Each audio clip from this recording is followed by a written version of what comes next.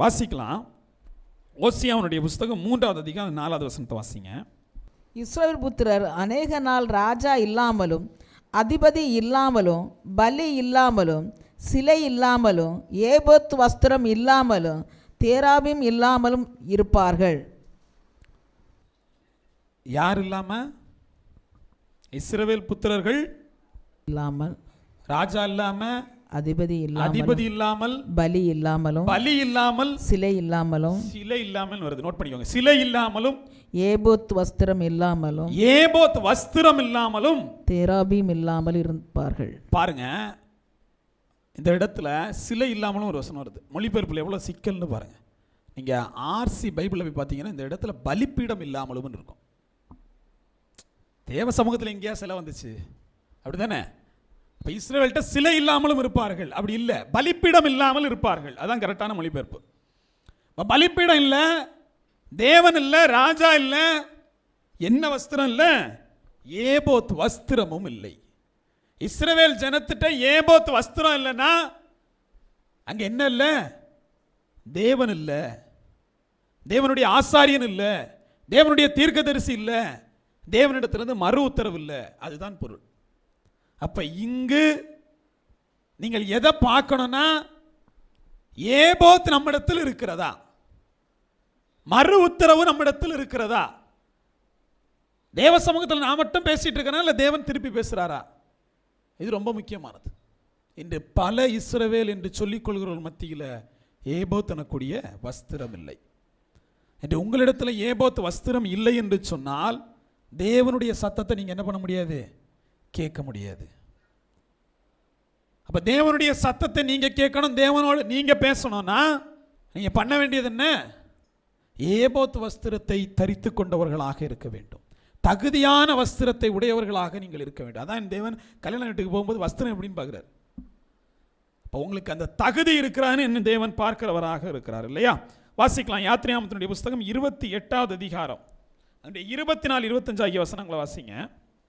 பொன்னினால் செய்த அந்த 2 பின்னல் வேலையான சங்கிலிகளையும் மார்பதகத்தின் பக்கங்களில் இருக்கிற 2 வளையங்களில் மாட்டி அவ்விரண்டு பின்னல் வேலையான சங்கிலிகளின் 2 நுனிகளையும் ஏபோத்து தோல் துண்டின் மேல் அதன் முன்புறத்திலே இருக்கிற 2 வளையங்களில் மாட்டுவாயாக.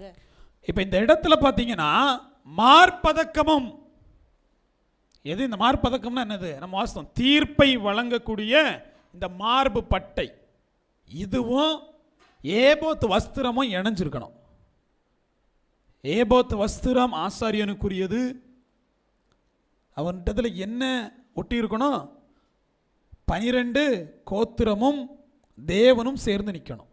அப்போ ஆசாரியன் என்பவரை சுற்றி இஸ்ரவேல் ஜனம் இருக்கணும், தேவனும் இருக்கணும். தேவன் இல்லாமல் ஆசாரியன் ஆக முடியாது, இஸ்ரவேல் இல்லாமல் ஆசாரியன் இல்லை.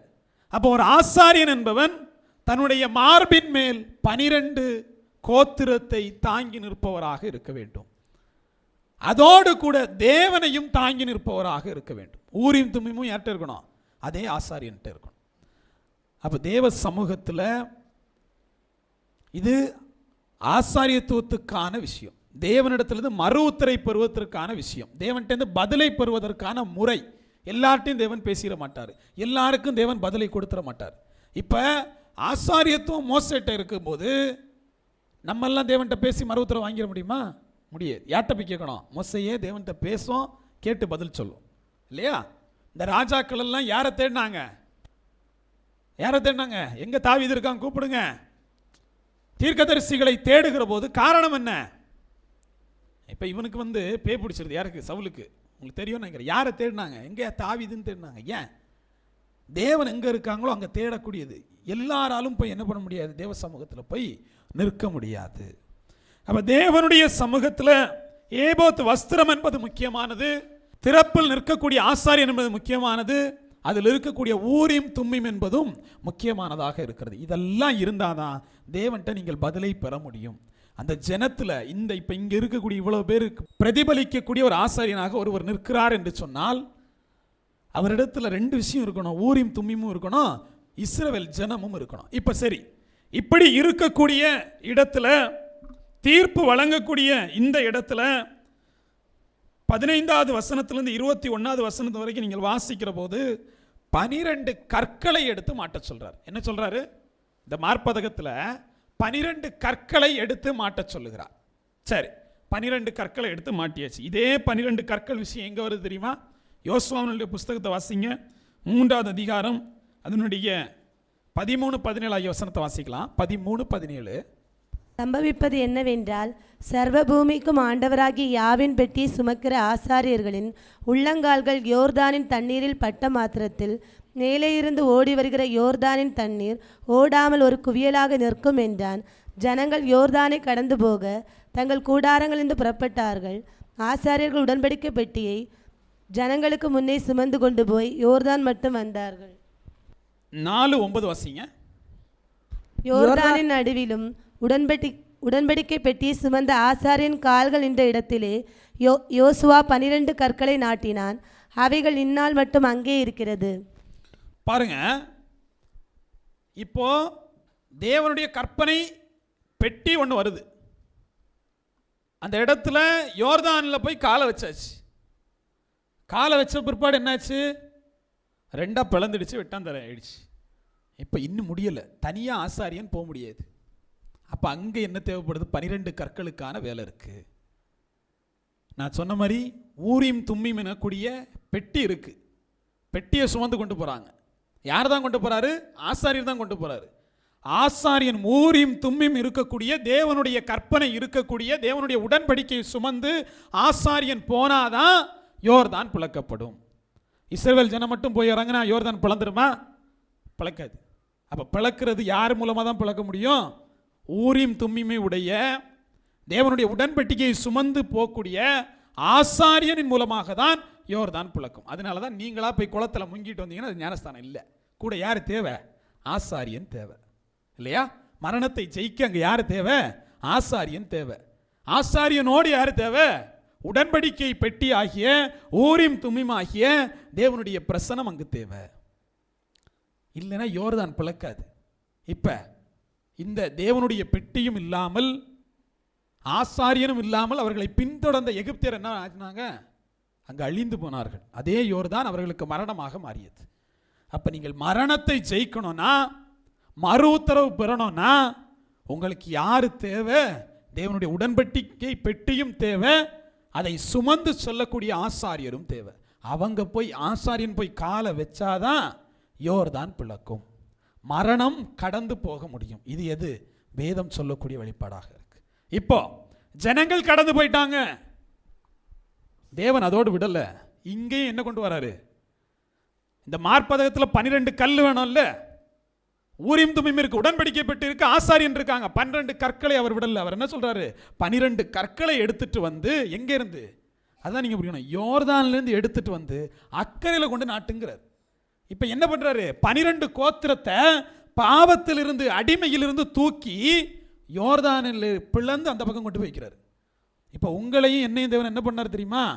ஒரு ஆசாரியனின் மூலமாக பாவத்துக்கு அந்த பக்கம் இருந்த உங்களை ஞானஸ்தானம் என்கிற யோர்தானின் மூலமாக பிளந்து இனிமேல் இந்த 12 கோத்திரம் எங்க இருக்கிறது இல்ல, அடிமைத்தனத்தில் இருப்பதில்லை, பாவத்தில் இருப்பதில்லைன்னு அங்கேருந்து தூக்கி சுமந்து வந்து, அதுதான் நீங்க புரிஞ்சுக்கணும்.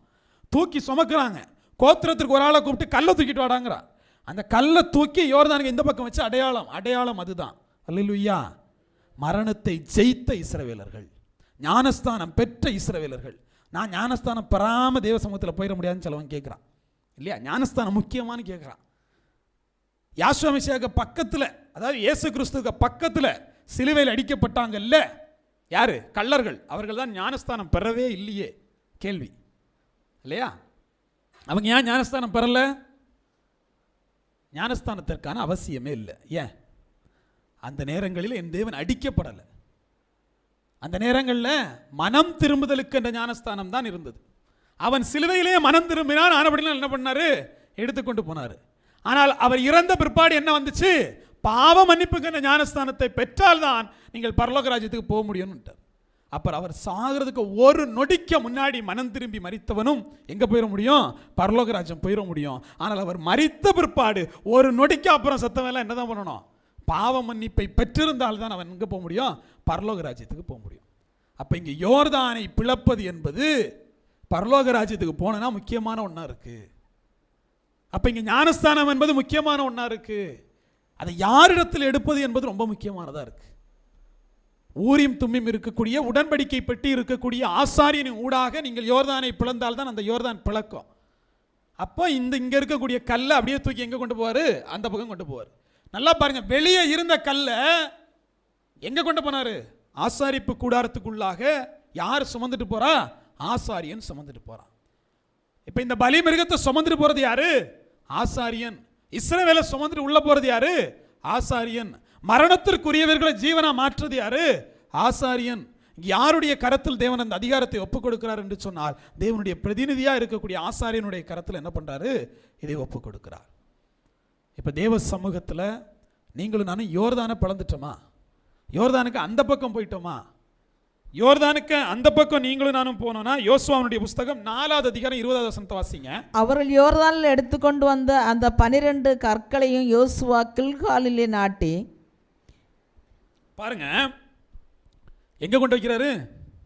யோர்தானில் கிடந்தவன, மரணத்தில் கிடந்தவன தூக்கிட்டு வந்து கில்காலில் மாட்டுகிறார்.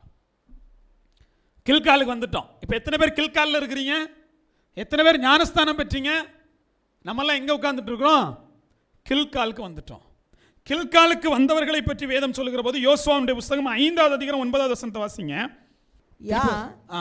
யோசுவாவை நோக்கி இன்று எகிப்தின் நிந்தையை உங்கள் மேல் இராதபடிக்கு புரட்டி போட்டேன் என்றார். ஆதலால் அந்த ஸ்தலம் இந்நாள் வரைக்கும் கில்கால் எனப்படுகிறது. பாருங்க, நிந்தை நீங்கினபடினால் அந்த இடம் என்ன ஆயிடுச்சு? கில்கால் எனப்படுகிறது. அப்ப ஞானஸ்தானத்தின் ஊடாக உங்கள் மேல் சுமத்தப்பட்டிருந்த நிந்தைகள் நீங்கி போகும், அடிமைத்தனங்கள் நீங்கி போகும், பாவங்கள் நீங்கி போகும், மரணங்கள் நீங்கி போகும். நீங்க சந்தோஷமா எங்க போயிடுறீங்க? கில்காலுக்கு போயிடுறீங்க. இப்ப எல்லாரும் கில்காலுக்கு வந்துட்டோம். மரணத்தை கடந்து இந்த உலகத்தில் இருக்கக்கூடிய பாவ ஜீவிதத்தை விட்டு தேவன் முன்குறித்தாரு. அப்படியே சபைக்குள்ள வந்தோம், ஞானஸ்தானம் எடுத்தோம், கில்காலில் வந்துட்டோம். நிந்தை நீங்கி போச்சு. என்னது? விக்கிர வழிபாடு இல்லை, இல்லை இல்லை, நம்புவோம் இல்லை. அப்படிதானே? திருப்பி யாராவது எங்கேயாவது போறீங்களா? சிலைக்கு முன்னாடி போய் நிற்கிறீங்களா? இல்லை. அப்ப நிந்தைகள் நீங்கி போச்சு, அடிமைத்தனங்கள் நீங்கி போச்சு, கில்காலுக்கு வந்துட்டோம். இப்போ உடனே பரலோகத்தை கொடுத்துருவாரா? கில்காலில் வந்த உடனே அவர்கள் எல்லாம் எங்க போயிட்டாங்க? கானான் தேசத்துக்கு போயிட்டாங்களா? இல்லையே. இது முதல் படி. யோர்தானை தாண்டுவது என்பது, கில்காலுக்கு வருவது என்பது, நிந்தை கடப்பது என்பது முதல் படியாக இருக்கு.